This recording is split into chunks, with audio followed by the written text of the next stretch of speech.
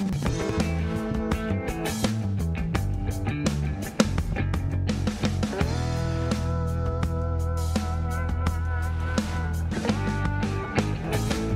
programa Medicina em Destaque é um oferecimento de Hospital Vida, humano por natureza.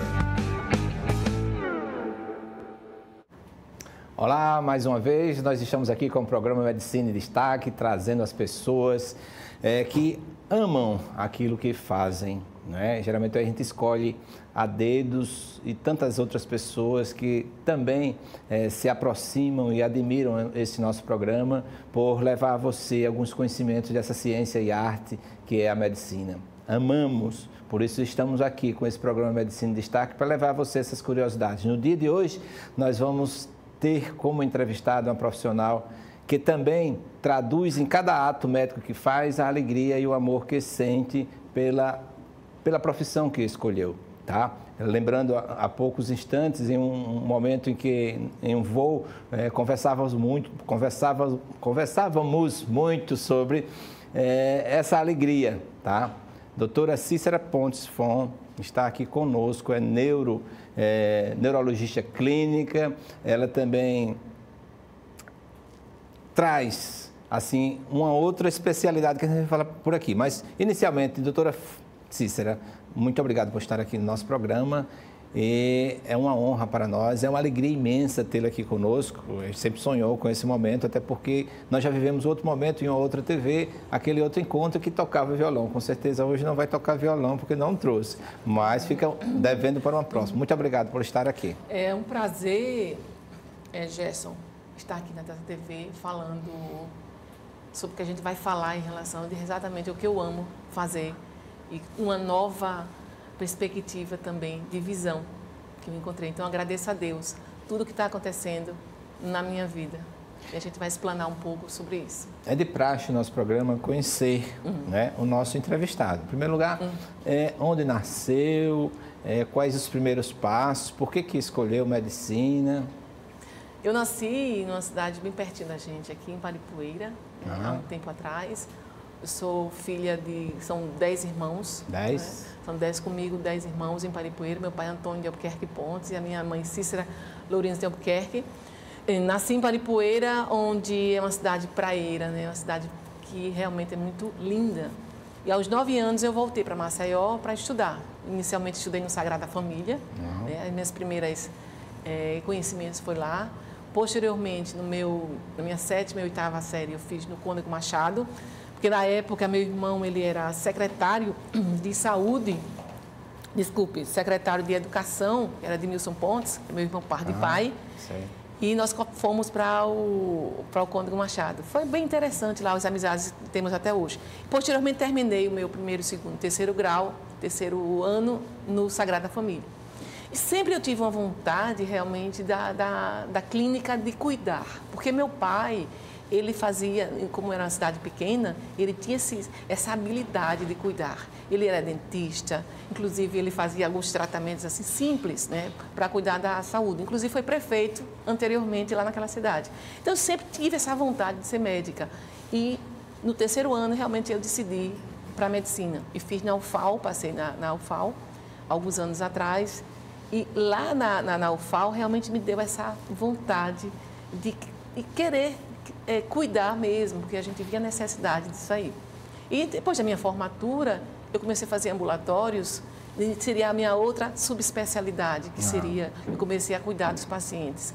Então, eu decidi fazer neurologia, vendo alguns pacientes internados, porque depois que eu me formei, eu fui fazer eu fiquei na UTI cardíaca na Santa Casa, com o Dr. Vanderlei e aquele grupo maravilhoso, à época, né?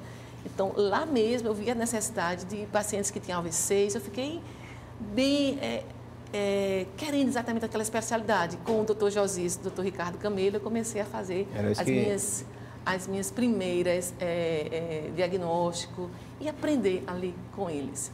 E, posteriormente, quando eu comecei a fazer ambulatório pelo SUS, eu vi a necessidade de entender mais sobre a doença de Parkinson. Porque a doença de Parkinson é desafio. Então, eram pacientes que a cada consulta tinha novidades para a gente. Então, se você não souber a fase que a doença de Parkinson está e o que você pode fazer para o paciente, você traz intranquilidade para o paciente e para você. Então, foi aí que eu comecei meu rumo a estudar Parkinson. Eu ia perguntar exatamente o profissional ou profissionais que lhe inspiraram ou lhe deram esse norte para escolher a neurologia clínica, né? Foi exatamente o doutor Ricardo Camelo e o doutor Josias Inácio, que deu aquela curiosidade, né? Que ele sempre fazia avaliações na UTI cardíaca. Eu, como era acadêmica de lá, então comecei a fazer e posteriormente eu fiz a minha especialização de neurologia na UF, né, lá no Rio de Janeiro, com o doutor Oswaldo Nascimento e a equipe toda. Eu fiz a especialização e o mestrado lá. No Rio de Janeiro? No Rio de Janeiro. Então, sobre neurologia clínica, né, a especialidade de neurologia clínica, o que é que trata, né? O que é que aborda? Porque, às vezes, na entrevistada que nós tivemos a semana passada, ficava muito tênue, que é cirurgia de cabeça e pescoço, a doutora Moana, e nós mostrávamos assim a neurocirurgia, o cirurgião bucomaxilo e agora a neurologia clínica. Quais as patologias mais ocorrentes dentro dessa especialidade? A neurologia vai abordar a alteração do sistema nervoso central e o sistema nervoso periférico. Desde que você imagina alterações do encéfalo em si, patologias como cefaleia, as enxaquecas, patologias referentes a epilepsias. Então, são alterações inerentes a infecções do sistema nervoso. Então, vai ao sistema nervoso central. E o sistema nervoso periférico, as neuropatias, as polineuropatias, aquelas dormências, formigamentos, que vai em consequência dessas alterações. Então, tem outras, tipo miastenia graves, que é exatamente na junção neuromuscular. Então, essas patologias que pegam alterados sistema nervoso central e periférico, a neurologia está apta a tratar. Então, tem uma outra área que seria a psiquiatria, que são distúrbios psiquiátricos que a neurologia não vai atuar nessa daí. Quem vai em conta, ou seja, são as personalidades psiquiátricas em si, então, a psiquiatria. Isso é bom que o nosso telespectador está aprendendo aprendendo cada dia mais, né? Além da neurologia clínica, nós temos também a psiquiatria, que nós vamos trazer também convidados aqui para falar sobre a psiquiatria. Mas a doutora Cícera se tornou especialista, assim, uma área de atuação, como ela disse, sensibilizou bastante com a questão da doença de Parkinson, que é uma doença que cria um certo estigma na pessoa que a tem inicialmente na descoberta do diagnóstico por conta de você se sentir amarrado, de você se sentir tolhido, ou seja, o seu cérebro não obedecer a um comando, né? Isso causa na pessoa muita tristeza.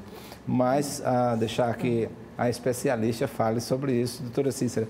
O que é a doença de Parkinson? Veja se tem uma foto aí já com essa pergunta, por favor.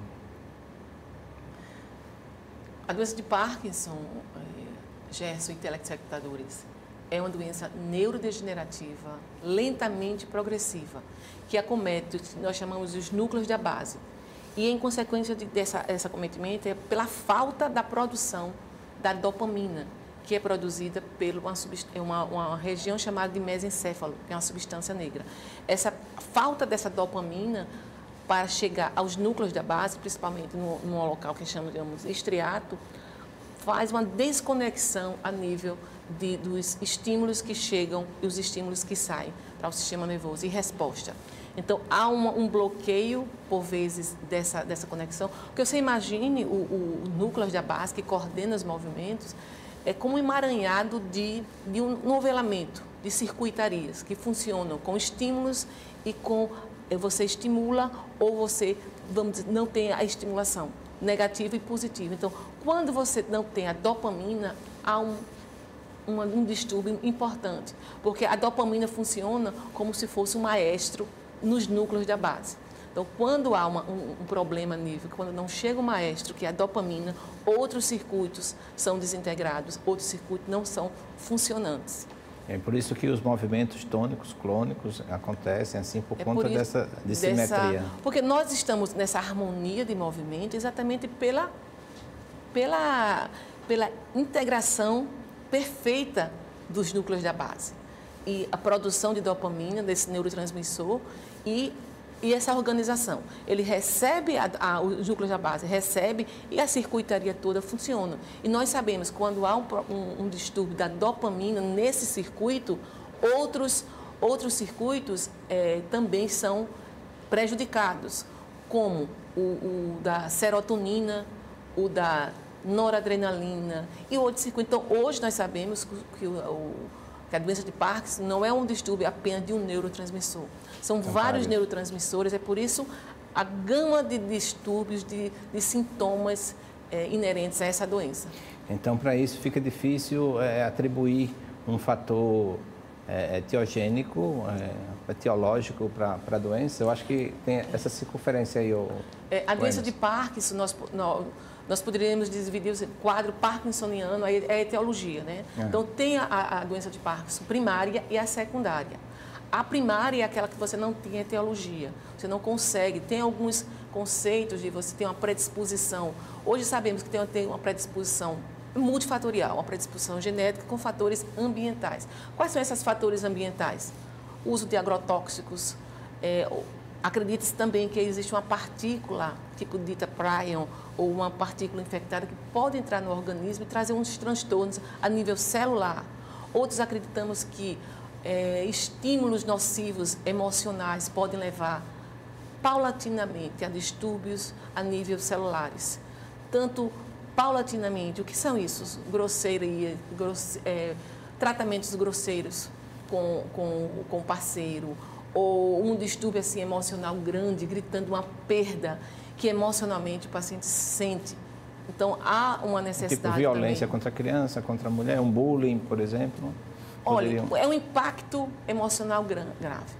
Esse do bullying e essa violência na criança vai trazer também transtornos, principalmente na performance da criança, da autoestima, que a gente vai falar daqui a pouco também. Então, eu falo de algo que possa, por vezes, acordar um gene que esteja dormindo, por exemplo. Tipo, fatores epigenéticos que entram, faz esse acordar desse gene. Então, a etiologia, como estamos ali, então pode ser... Uma das coisas que é uma predisposição, Jéssica, como a gente estava falando, é envelhecimento. Progressivamente, o envelhecimento traz transtornos a nível celulares. E esses transtornos começam a ter a nível de substâncias tóxicas celulares e que levam a uma destruição.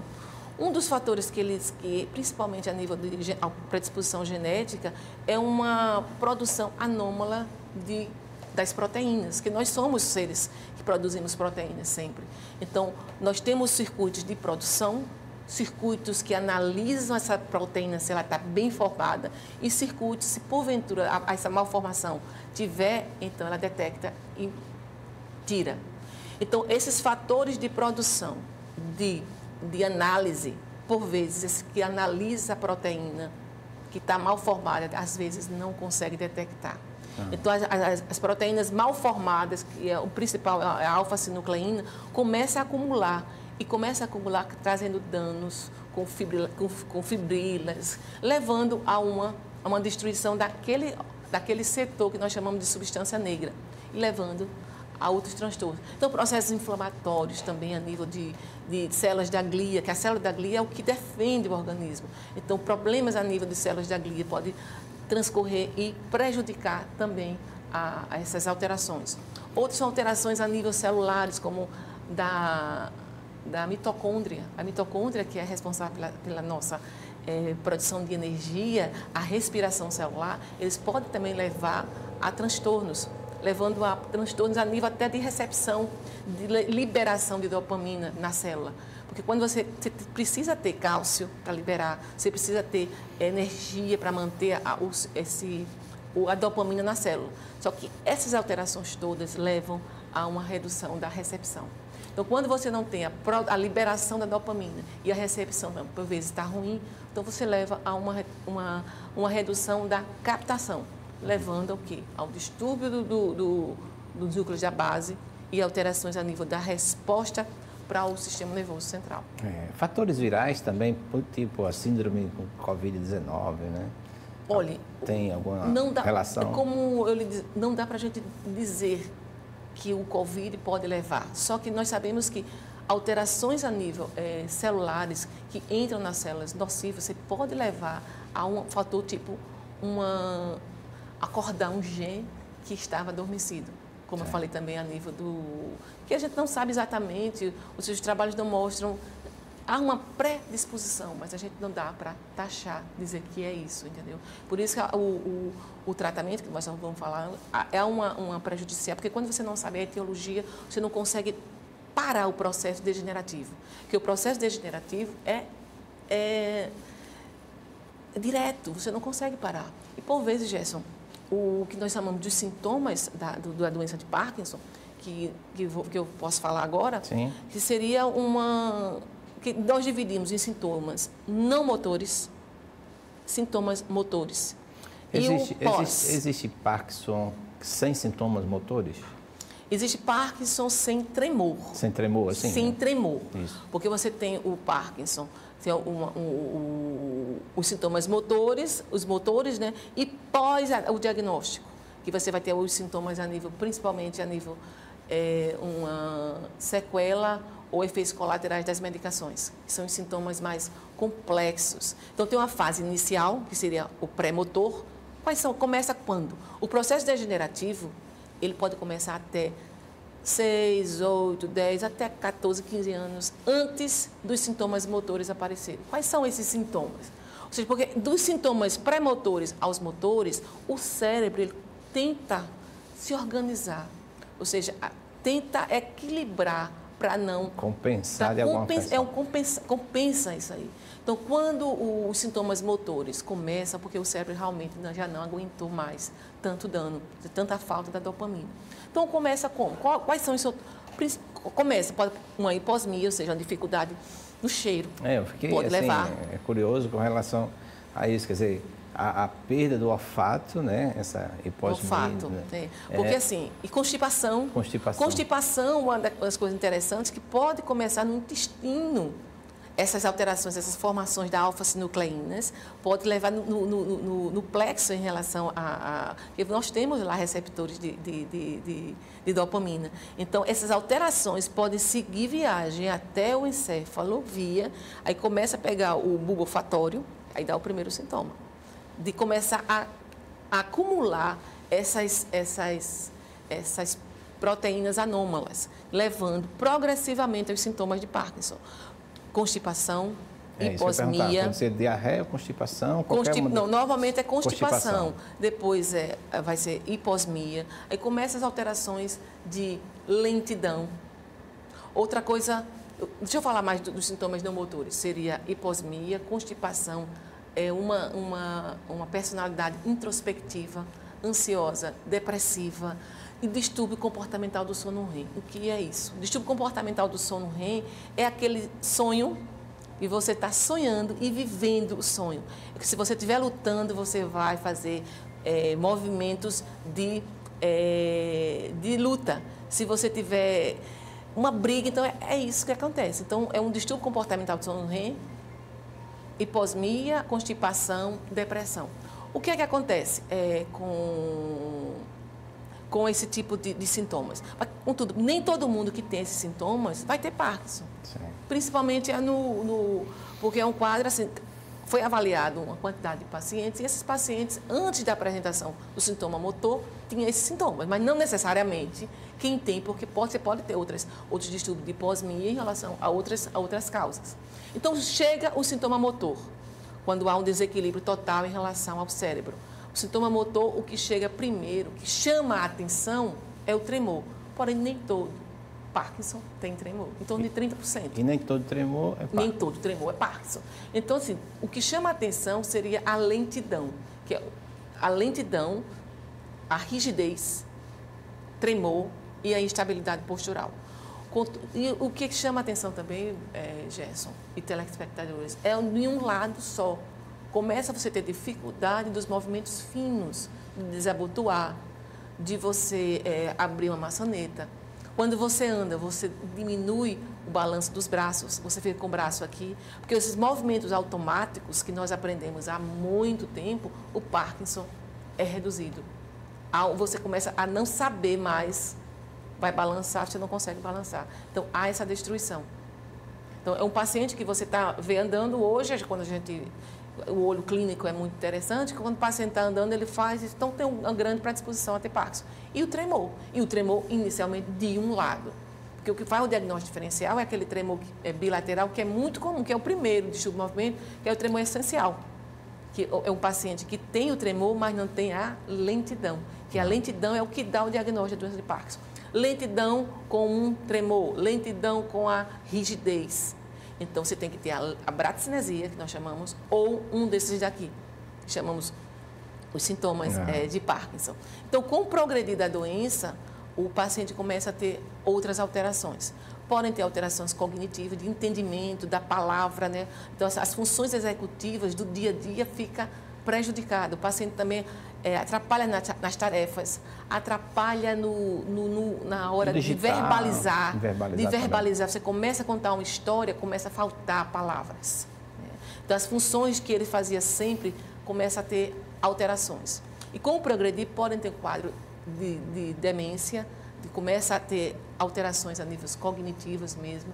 E o que chama também a atenção, que nós precisamos fazer o diagnóstico diferencial das alterações comportamentais do paciente, é em relação ao tratamento, que nós vamos falar daqui a pouquinho. Então, o saber o diagnóstico precocemente para o paciente, ou seja, dar a notícia para ele, é bom para o convencimento de que o mesmo seja assim, colaborador no tratamento? O diagnóstico inicial da doença de Parkinson é bem interessante porque a gente começa a fazer um tratamento e progressivamente você acredita-se, não, tem trabalho mostrando que o tratamento precoce é bem interessante. Só que a gente não consegue ainda parar o processo, como eu lhe falei. Quando você dá o diagnóstico da doença de Parkinson para os pacientes em si, realmente é muito, de certa forma, doloroso. Nós tentamos dar o diagnóstico com mais simplicidade possível em relação, mas os pacientes sabem a história natural da doença de Parkinson. Contudo, a doença de Parkinson, ele é individualizado. Nem todos os pacientes vão evoluir da mesma forma. É tanto que o tratamento, como eu vou falar daqui a pouquinho, é individualizado. É paciente por paciente. Então, quando eu vou falar da doença de Parkinson, eu coloco exatamente isso que eu disse para você agora. Cada paciente, não dá para eu dizer ao paciente que ele vai ter uma evolução, porque eles já chegam desesperados. Por vezes não conta nem ao cônjuge, não conta aos familiares, eles ficam muito restritos, porque o que é que eles acreditam? Quando você fica numa prisão, fica sem vislumbrar o futuro, entendeu? Então, assim, como eu vou estar daqui a um tempo? Ele não vislumbra, ou seja, os sonhos são perdidos. Então, você precisa trabalhar muito o emocional desse paciente. Foi aí que eu comecei a trabalhar o emocional, que nós vamos falar daqui a pouquinho. Então, tem essas alterações cognitivas e tem, como eu falei para você, e o tratamento. Podemos falar do tratamento. O tratamento pode ser inicialmente clínico, uso de substâncias químicas. O tratamento, nós falamos que é um tratamento multidisciplinar. Você precisa estar atento a isso e, desde o começo, colocar para os pacientes a necessidade. Qual é o tratamento? Além de você estar com um neurologista que é especialista, que conhece a doença, porque a doença de Parkinson tem as fases da doença. Então, se você não conhecer as doenças em fase, você termina não dando um tratamento adequado para esse paciente. Verdade. Só que o tratamento é multidisciplinar e tem seria medicamentoso, seria a nível multidisciplinar com fisioterapia, com fonoterapia, com atividades, nós chamamos de terapia ocupacional, e também o fono, fisio, terapia e a emocional, que seria psicoterapia, que é importantíssimo, porque cada um com suas particularidades. Mas, assim, hoje nós estamos batendo na tecla da fisioterapia. A fisioterapia hoje está comprovado que é um bem, não é só um bem para melhorar as articulações. Hoje em dia, exercícios físicos, ele melhora também a neuroplasticidade. Então, você começar a fazer exercícios físicos, você tem uma performance maior em relação a várias áreas da sua vida, em especial na parte também emocional. e também no Parkinson. Porque o Parkinson, se a gente for olhar os circuitos cerebrais, eles têm a saída dele das áreas pré-frontais. Então, você tem a conexão que você precisa organizar o emocional para o paciente melhorar a performance. Então, ele libera também vários neurotransmissores, serotonina, ocitocina, dopamina, tudo isso no exercício. Além de tudo isso no exercício. Então, a performance em relação a você fazer vai melhorar mais. O emocional, como eu falei, é importante. A fisioterapia, o fono. Prática de esportes. Prática de esporte, musculação. Você vai ver de acordo com o que o paciente gosta. Porque não tem nada mais ruim do que você pedir para o paciente fazer algo obrigado. Para ninguém, né? Porque, primeiro, para você gostar de fazer, você já está procurando. Quando você consegue, você já produz dopamina, que você consegue fazer, que é o circuito do prazer. Então, você precisa gostar do que está fazendo para você fazer bem e fazer alegre. E, por último, temos também a cirurgia, que hoje aqui em Maceió... Vamos ver essa sequência de fotos aí, Emerson?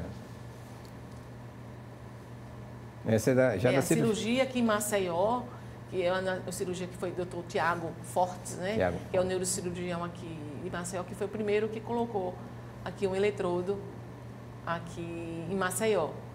Tem um paciente meu que ele evoluiu muito bem e é muito emocionante quando você vê o paciente parar do tremor, parar a rigidez e melhorar a qualidade de vida. Porque todo o tratamento, Gerson e telespectadores, o que visa é melhorar a qualidade de vida do paciente. Verdade.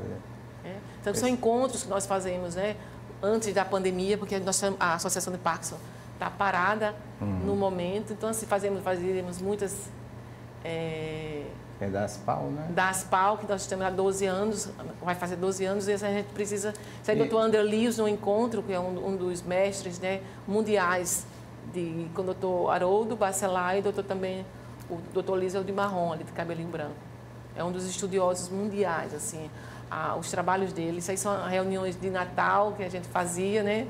Esse ano, 2 anos que a gente não faz. E esse ano? Na churrascaria não fizemos ainda. Esse ano, possivelmente, a gente Natal vai... desse ano, né?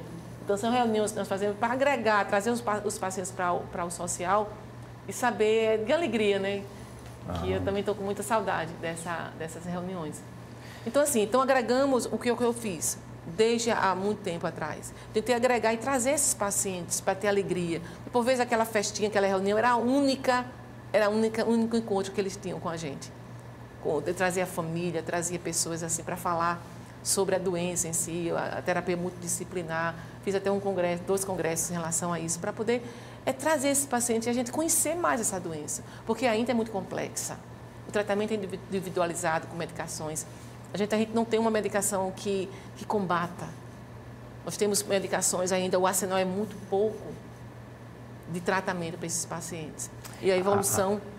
A gente sabe que é progressiva. A participação da família é importantíssima também A participação da família é importante desde sempre, né? Desde o ventre, desde o nascimento até então. Nessa constância em relação, falando da doença de Parkinson, é importantíssimo. Porque, por vezes, dependendo da fase, a fase inicial, é tudo muito tranquilo.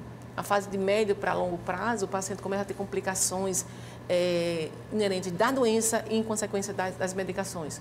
Por exemplo, alterações cognitivas, alterações de comportamento. Então, nós precisamos avaliar as medicações, porque, por vezes, são as medicações que estão trazendo esses transtornos para o paciente. Então, eu digo o seguinte, na doença de Parkinson, o menos é mais, ou seja, quanto menos medicamentos é melhor para o paciente, principalmente para os efeitos colaterais.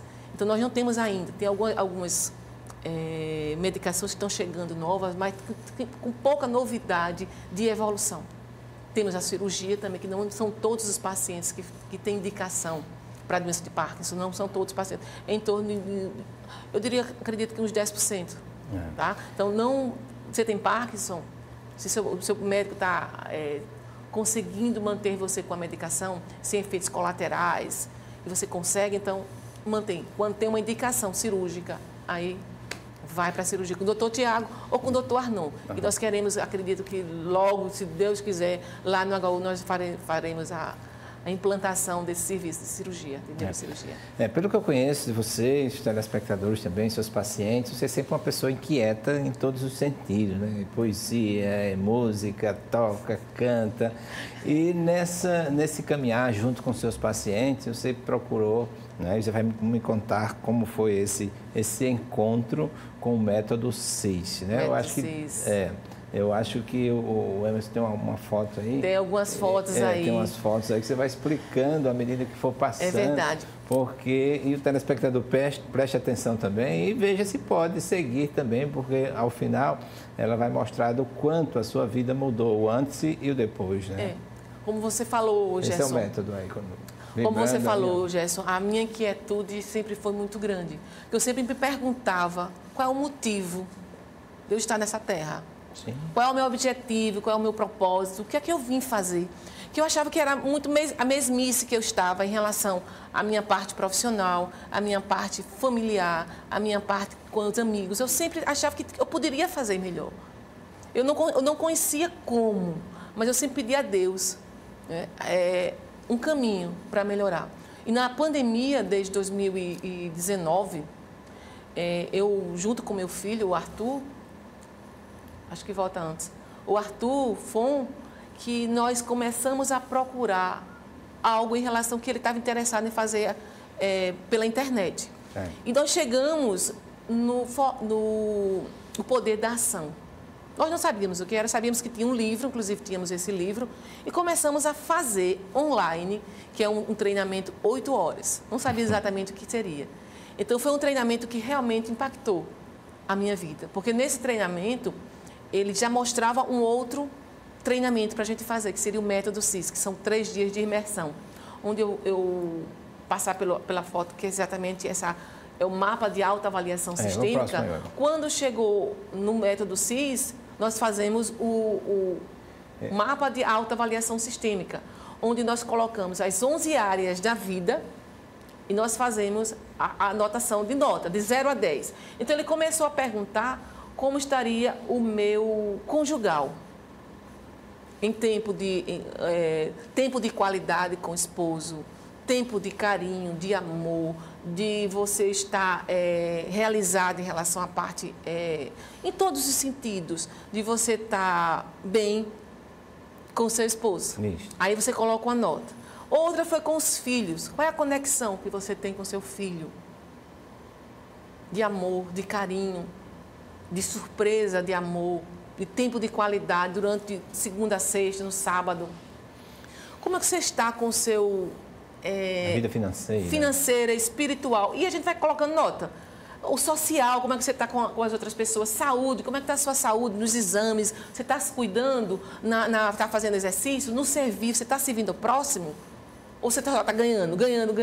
No intelectual, você está estudando? Como é que você está para você promover? O financeiro, como é que está? Profissional, o emocional, como é que... Aí eu fiz essa mapa de... Quando eu olhei... Tinha umas notas 10 e outras notas inferiores a 5. O doutor Paulo Vieira perguntou, essa roda com as notas que você deu? A primeira era 5, umas era 4, outras era 7, outras era 2, outras era 9, profissional, financeiro estava ótimo, meu emocional não estava tanto. Essa roda, eu digo não. Então, eu peguei os 3 pilares mais, assim, complexos e começamos a trabalhar. Então, assim, foi aí que eu conheci a metodologia do método CIS. Ou seja, o que é metodologia do método Coach Integral Sistêmico? É você se conhecer como você está, ou seja, seu estado atual. E onde você quer chegar. Ele bate, né, na mão. O seu estado atual e onde você quer chegar. Então, coach é consciência. Coach é performance. E nessa estrada você vai começar a fazer as metas. Você vai fazer um plano de ação para chegar onde você está, em cada área da vida. Então, foi aí que eu conheci o método CIS. Posteriormente do método CIS, eu fiz a formação em coach. Teve mais consciência quão eu não fui uma mãe boa. Quão eu não fui uma esposa boa. Por quê? Era só profissional. Queria ter 10 A justificativa que damos em relação a você manter-se profissionalmente, trabalhando de manhã à tarde, por vezes dando plantão à noite, é para você gerir a casa, os filhos terem coisas que porventura você não teve e tal. Mas a verdade, o que nós fazemos é copiar e colar o circuito dos nossos pais. Ou seja, coisas você absorve as emoções dos pais. As emoções, o que é que eu via dos meus pais, do meu pai em si.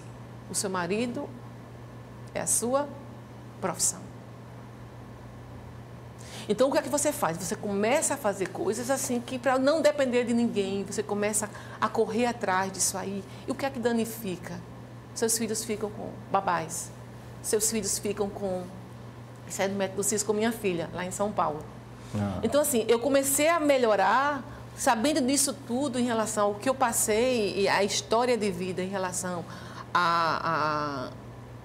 as crenças que nós são colocadas desde a nossa barriga ao ventre até agora. Então, nós começamos a copiar e colar esses circuitos cerebrais. E você acredita que é a coisa mais normal do mundo, é você trabalhar de manhã à tarde, por vezes você não vê nem o filho à noite, o filho já está dormindo. Isso, gente, é anormal. O filho fica simplesmente... Qual é o sentimento de uma criança que não vê o pai o dia todo, ou por vezes vê o pai só no boa noite? Quando eu sou boa para meu pai, que ele nem sequer está comigo para brincar comigo. Qual é o sentimento da criança? Você tem as maiores... nós, vamos dizer assim, tem uma boa vontade maravilhosa de trabalhar e dar para eles. Só que o sentimento de uma criança, ele não tem um pré-frontal formado para saber o que é certo, o que é errado e colocar a opinião dele. É o sentimento, que sentimento, Gerson, o que é que forma? Forma neurotransmissores. Porque você, na barriguinha, a gente sabe que na barriga a criança sofre. Verdade. Quando a mãe está negando, não a quer. Então, qual é o neurotransmissor de estresse, de cortisol em si, de adrenalina? A criança sofre, porque vai juntando memórias nocivas diante de anos a fio. Então, qual o sentimento de uma criança que não vê o pai? Às vezes, o pai passa uma semana, 2 semanas, 1 mês fora trabalhando. É que ela não é tão boa. Entendeu? O sentimento do pai, que não é como é que o pai não é amparado, não é merecedora do amor do pai, etc. Então, quando eu comecei a entender certas coisas, eu comecei a mudar o comportamento dentro de casa. Eu comecei a ter mais carinho, ter ou seja, merecimento para meus filhos. Eu comecei a profetizar dia um dia excelente para eles, olhar no olho a olho nele. Ou seja, olho a olho, que seria o V0. É isso aí. Então, comecei a fazer o método CIS com minhas filhas. Esse aí é o primeiro congresso que vamos ter agora, no dia 23. Vai ser online aqui na Febracis. Eu posso falar depois sobre isso. Mas, assim, ele começou a dar mais performance para mim. Eu comecei a querer estudar mais. Eu comecei a ter autoconfiança nas coisas que eu faço. Porque quando a sua autoestima não está tão boa, quando você tem crenças negativas, né, no seu caminhar, você começa a ter performance baixa. Então, você começa a não querer ir por si, até não ter nem muita performance para aparecer. Você começa a até negar o que você é. Quando você nega o que você é para as pessoas, você são isso que as pessoas veem. Então, você é a propaganda sua. O que você fala, o que você diz e você demonstra.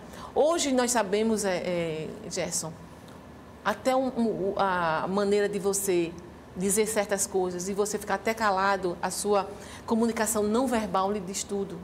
A sua posição em relação à sua tristeza. Então, hoje nós sabemos que essa performance de você manter-se produz testosterona. Então, você fica como aquela da Mulher Maravilha. E o feedback é de imediato, né? O feedback é imediato. Porque não são as pessoas que pensam e dizem sobre você. É você que diz sobre você a elas. Não. Então, assim, você quer exatamente, o que você pensa de você é o que o outro pensa. Então, vamos ter autoconfiança, vamos ter autoestima. E esse curso, essa metodologia que foi pelo Paulo Vieira há 23 anos, gente, é uma metodologia cientificamente comprovada em universidades renomadas de Harvard. O que vocês podem pesquisar, o coach integral sistêmico é performance, ele é organização, ele é alta performance. Eu diria, ele é consciência, ele é organização e ele é performance. Então, traz você todo esse caminho para você viver uma vida extraordinária, porque nós sabemos... E uma coisa, Gerson, que eu lembrei agora, que sabe o que aconteceu com essa metodologia toda que eu fiz? Eu renovei, eu voltei à minha espiritualidade. Era isso que eu ia perguntando, porque às vezes, hoje a gente vê nas redes sociais, as pessoas estão meio que mecanizadas, né? Elas fazem aquilo, vou comer um macarrão aqui, fotografa e bota lá no Instagram, algumas coisas como se fosse... E esquece o essencial, como a gente diz, que é invisível aos olhos, como diz Saint-Exupéry, no Pequeno Príncipe, que é a busca, né, do reconhecimento, como dizer, conhecer a si próprio, de onde eu vim, para onde vou, quem sou eu, qual o sentido da minha vida. Né? E você falando isso, dessa busca, eu posso muito importante. Resumir, vamos dizer assim, o meu caminho é como esse curso, essa minha transformação, esse autoconhecimento de mim e do meu propósito na vida foi um caminho de volta. Quando realmente eu comecei nesses cursos, eu integrei a espiritualidade a mim. É uma luz interior que é inexplicável, que você começa a ter. Na hora que você começa, parece um suspiro, sabe? E você começa a entender quem é você. Antes da espiritualidade de você não consegue, sabe? Hoje eu saio de casa e entrego o meu caminho a Ele. Que eu fui até onde cheguei sem Ele, por vezes. Não é que eu não acreditava em Deus, eu não tinha conexão, é diferente. Uma coisa é você conhecer uma pessoa, outra coisa é você viver com Ele. Então, nesse conhecer a si próprio, você sente a necessidade do absoluto, você sente, né? E eu posso até dizer a você, se você não tiver a sua espiritualidade conectada, você se perde. Você se perde no meio foi aí que eu me perdi, quando eu deixei de lado Ele. Uma vez, nós, numa celebração da palavra, falávamos naquele capítulo de João, eu lembro do 13 a 16, em que João diz, de João, onde Jesus diz, né, você é o sal da terra e luz do mundo. Você é sal da terra. Imagine que dá o tempero, né? Que motivação, né? Você ser sal, você ser sabor, você ser aquela pessoa que torna aquele ambiente saboroso, né? E você ser luz também, você é aquela pessoa que olha quem chegou. Não é, doutora Cícera, está aqui, minha gente, que bom. Não é luz. E você assim, hoje eu me vejo no propósito de mostrar a essas pessoas o que eu passei. Eu estava vivendo, Gerson, no automatismo. O que é automatismo? Acordar, tomar café, voltar para o trabalho. Então, esse ciclo automático que eu tirei, porque você consegue alcançar uma vida extraordinária, como você falou. Deus mostra tantas coisas boas e você não consegue alcançar? Como assim? Tem meios de alcançar, agora você precisa estar conectado à luz. Você precisa estar conectado a... Hoje eu estou indo à igreja eu sou católica, eu sou cristã, então eu estou indo agora entendendo o que é a missa, entendendo quais são esses conceitos. Bem interessante, porque assim, era muito superficial. Nós participamos do movimento de Cursilho e Cristiandade, vamos para o jubileu agora do Cursilho aqui em Maceió, né? Mas você aprende, tem a metodologia ver, julgar e agir, né? O ver, né? Então, quantas coisas, né? E julgar, mas julgar dentro de uma visão cristã, né? Eu lembrei e agora. Agir, né? Se Cristo estivesse no meu lugar, o que ele faria? Uma das coisas que me deixa em paz hoje, Gerson, eu saí vamos dizer assim, do ambiente de julgadora para você observar as pessoas em relação às dores. Porque nós temos, eu tinha pelo menos essa mania de começar, se a pessoa me tratava mal, alguma coisa, eu sempre respondia em alguns aspectos, de modo por vezes incisivo. Hoje, eu saí da cadeira de juíza. Porque julgar uma pessoa sem saber o que ela está passando e as dores que ela passou, entendeu? Porque nós sabemos hoje, o machucado machuca e o rejeitado rejeita.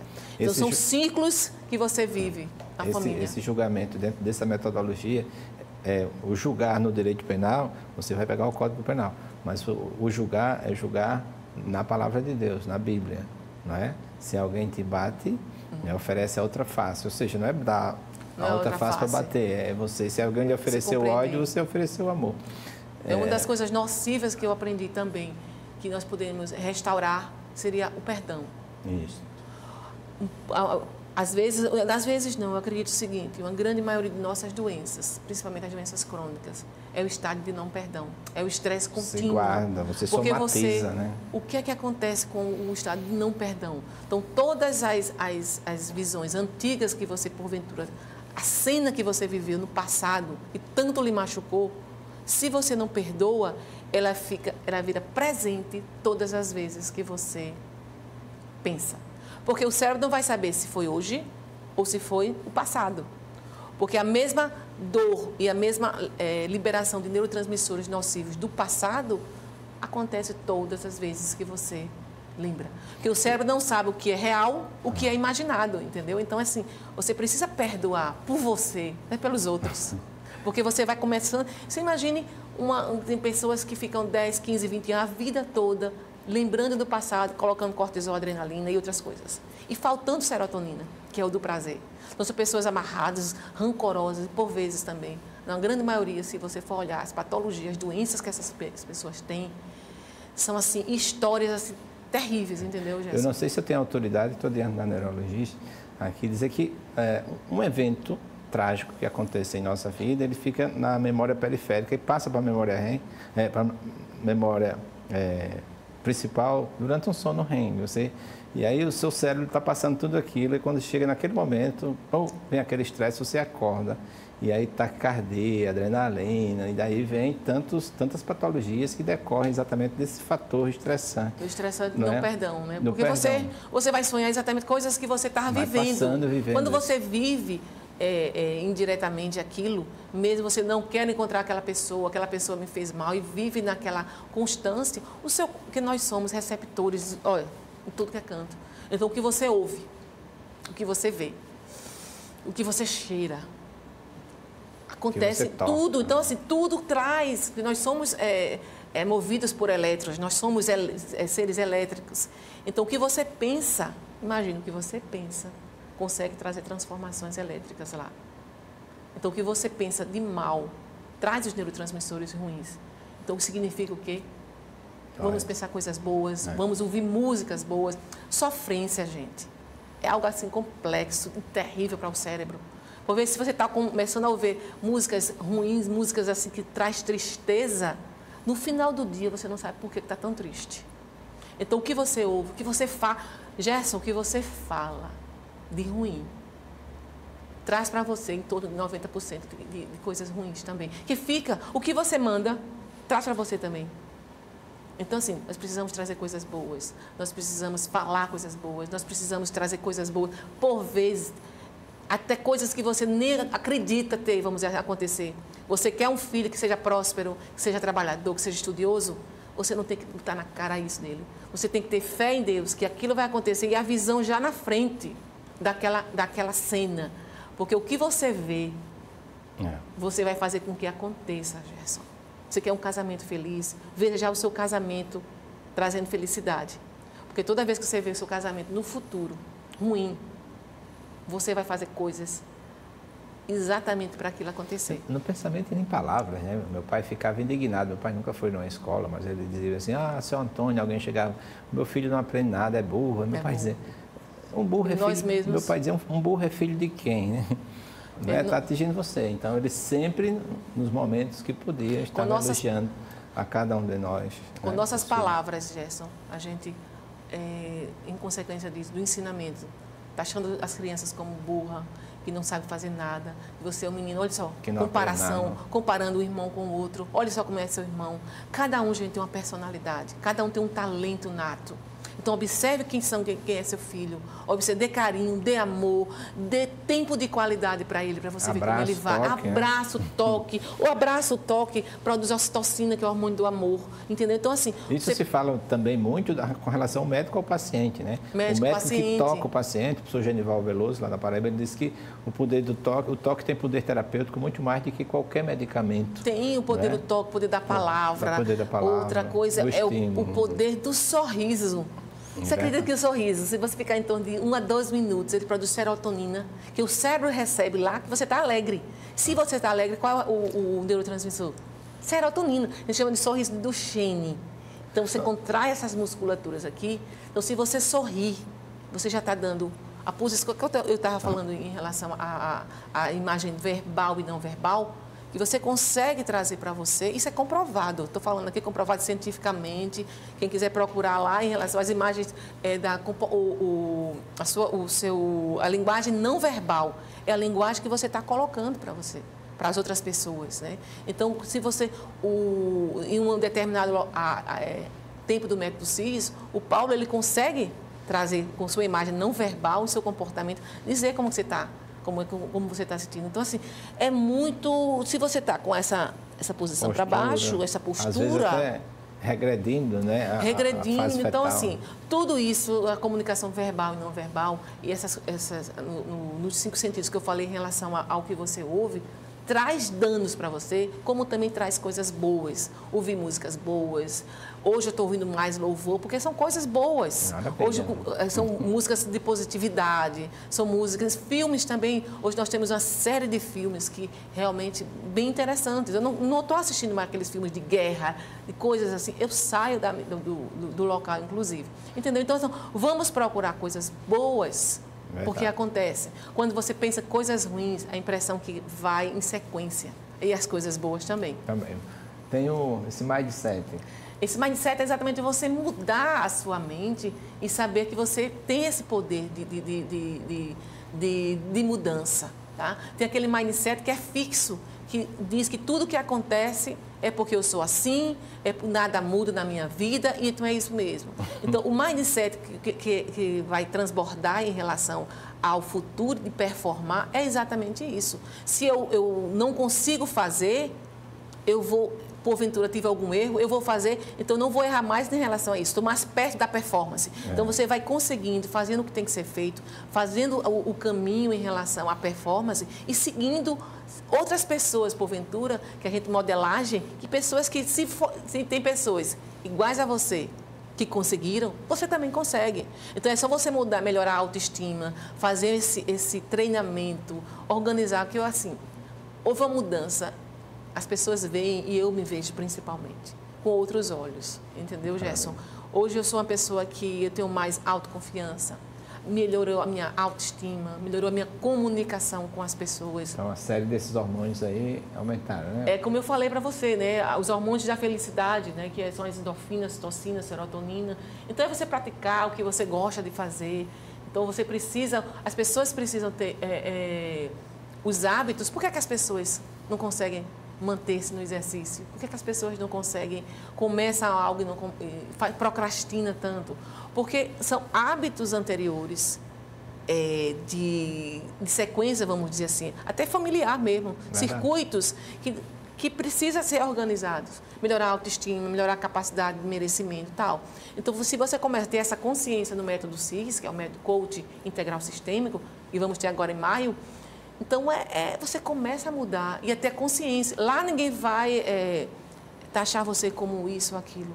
Lá vai lhe dar a consciência para você ter a mudança. Porque na hora que você muda o seu comportamento, na hora que você muda o seu jeito de pensar e de agir, você está fazendo com que seus filhos mudem. Você está fazendo com que seus netos mudem. Porque nós somos o espelho da nossa vida que a gente viveu.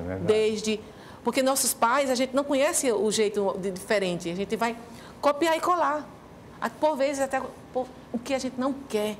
Quando a gente vê, já está fazendo exatamente o que está fazendo.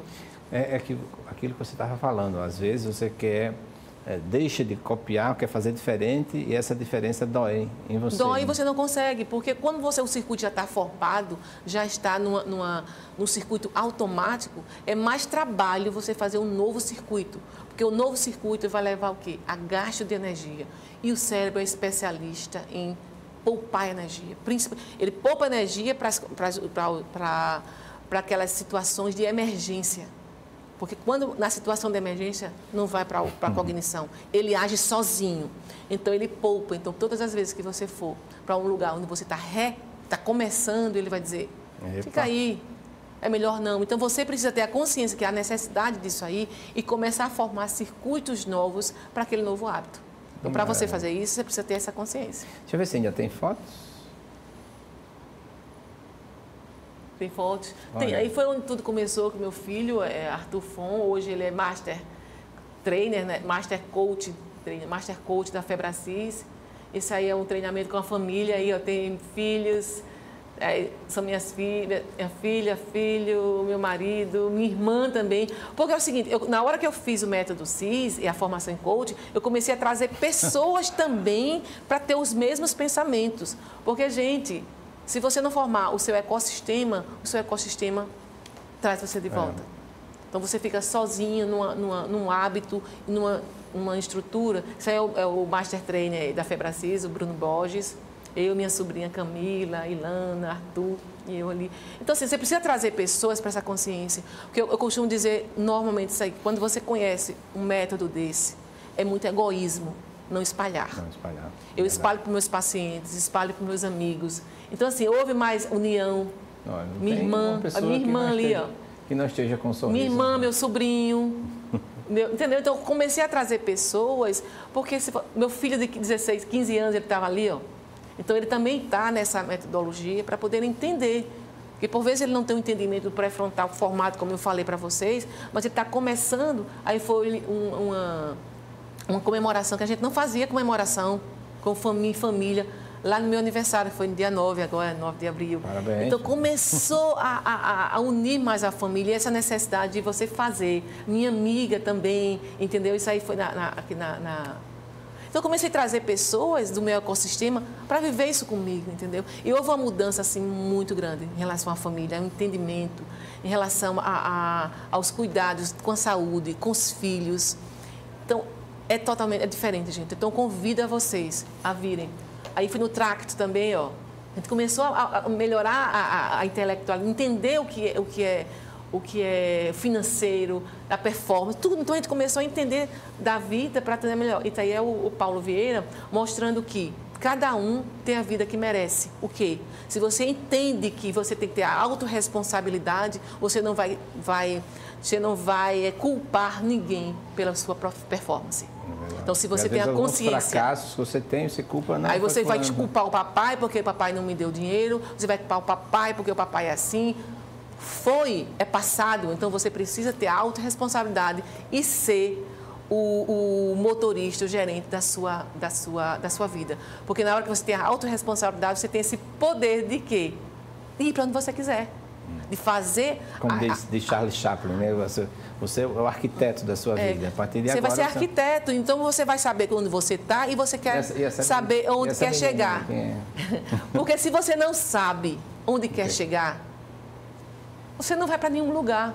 É como você pegar um Uber e dizer, me mande para qualquer lugar. Então, o coach faz isso. Ele coloca você a consciência e coloca você em alta performance, fazendo com que você faça as metas, esse plano de ação, em todas as áreas, não é só em uma área, não. Porque a diferença do coach integral sistêmico da Febracis é porque ele engloba as 11 áreas da vida. Porque se você estiver bem profissionalmente, bem financeiramente, mas você tiver um casamento desgastado, não tem graça. Então, você tem que unir o que é bom e as coisas da vida em relação às 11 áreas da vida, para você viver uma vida harmônica e extraordinária. Como diz no livro... de Lewis, né? Alice no País de Maravilha, né? Alice pergunta para um gato, está perdido, como é que sai o caminho para sair daqui? Aí o gato pergunta, para onde é que você vai? Ela diz, eu não sei.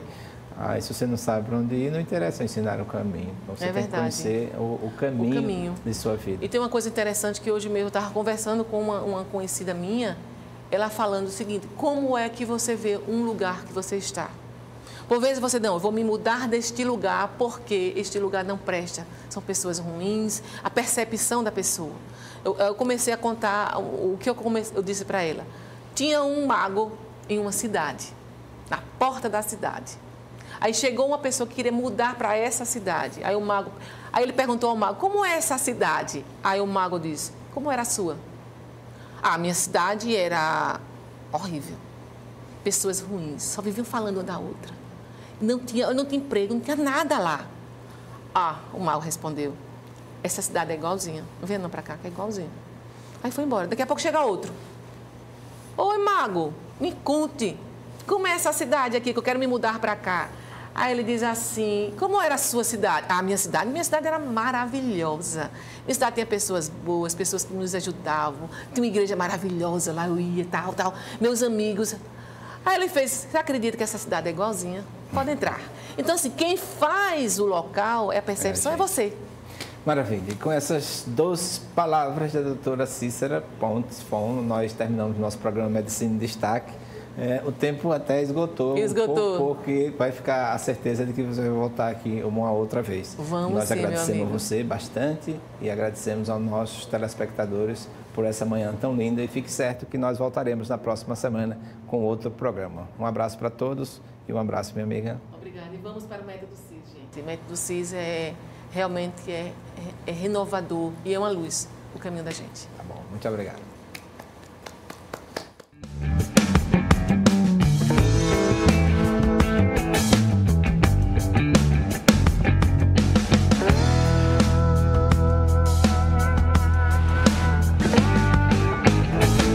O programa Medicina em Destaque é um oferecimento de Hospital Vida, humano por natureza.